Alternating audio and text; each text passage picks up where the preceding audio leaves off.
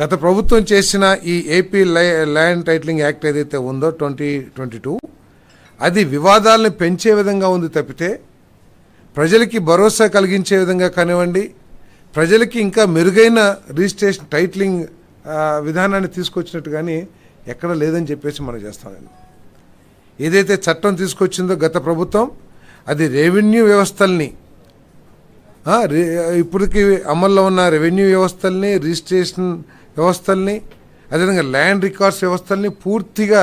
ధ్వంసం చేసే విధంగా ఈ చట్టాన్ని తీసుకొచ్చిందని చెప్పేసి మనకి సవినీయంగా మనం చేస్తాను. అంతేకాకుండా గత ప్రభుత్వ వ్యవహార తీరు చూసి మా ఆస్తులు కూడా తాకట్టు పెట్టుకుంటారేమో, ఎందుకంటే మద్యం అమ్మకాల ద్వారా వచ్చే 20 సంవత్సరాల్లో వచ్చే ఆదాయాన్ని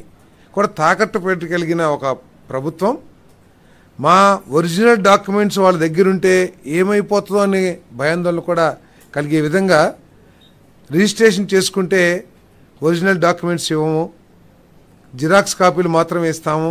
అని చట్టాన్ని రూపొందించారంటే మరి ఎటువంటి భయంకరమైన చట్టాన్ని వాళ్ళు తీసుకొచ్చారో ఒకసారి ఆలోచించాలని చెప్పేసి మనం చేస్తాను నేను. మరి దాని మూలంగా ఈరోజు ఇదే చట్టం ఉండేటైతే గనక టైటిల్ రిజిస్ట్రేషన్ ఆఫీసర్ జారీ చేసే జనరల్ పవర్ ఆఫ్ అటార్నీ, ఇప్పటికే గిఫ్ట్ డీడ్లు, ఇంకా వేరే డీడ్స్ ఉంటాయి కదండి, గిఫ్ట్ డీడ్స్, వాటన్నిటినీ కూడా మార్టిగేజ్ డీడ్స్, వీటన్నిటిని కూడా మళ్ళీ రిజిస్టర్ చేసుకోవాలని కూడా ఎప్పుడో మనకి తాతలో లేకపోతే ఎవరో గిఫ్ట్ డీడ్లు ఇచ్చుంటారు, వాటన్నిటినీ కూడా మళ్ళీ రిజిస్ట్రేషన్ చేసుకోవాలని చెప్పేసి కూడా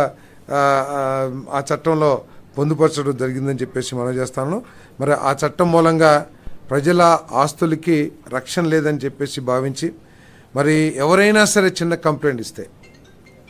ఎందుకంటే టైటిలింగ్ రిజిస్టర్ ఆఫీసర్గా ఒక ప్రభుత్వ అధికారి, ఉన్నతాధికారి పనిచేస్తాడని చెప్పని చట్టం రేపు ప్రభుత్వం నామినేటెడ్ విధానం ద్వారా ఇస్తే అదే ఎవరొకళ్ళు ఉద్దేశపూర్వకంగా ఇబ్బంది పెట్టాలనే ఉద్దేశంతో రాజకీయ కారణాలతో ఆ ఆస్తిని వివాదాస్పదం చేస్తే ఎటువంటి దిక్కులేని పరిస్థితి ఉండేదని చెప్పేసి మనం చేస్తాను. ఆ వివాదాన్ని పరిష్కరించడానికి ఎటువంటి మళ్ళీ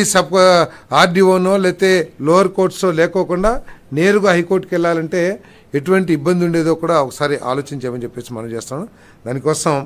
ఈరోజు మరి ఆ చట్టాన్ని రద్దు చేసామని చెప్పేసి కూడా మరి చంద్రబాబు నాయుడు గారి ప్రభుత్వం, కూటమి ప్రభుత్వం ఈరోజు చంద్రబాబు నాయుడు గారు, పవన్ కళ్యాణ్ గారు నాయకత్వంలో దీన్ని ఆంధ్రప్రదేశ్ క్యాబినెట్ రద్దు చేయడం జరిగిందని చెప్పేసి మనం చేస్తాము.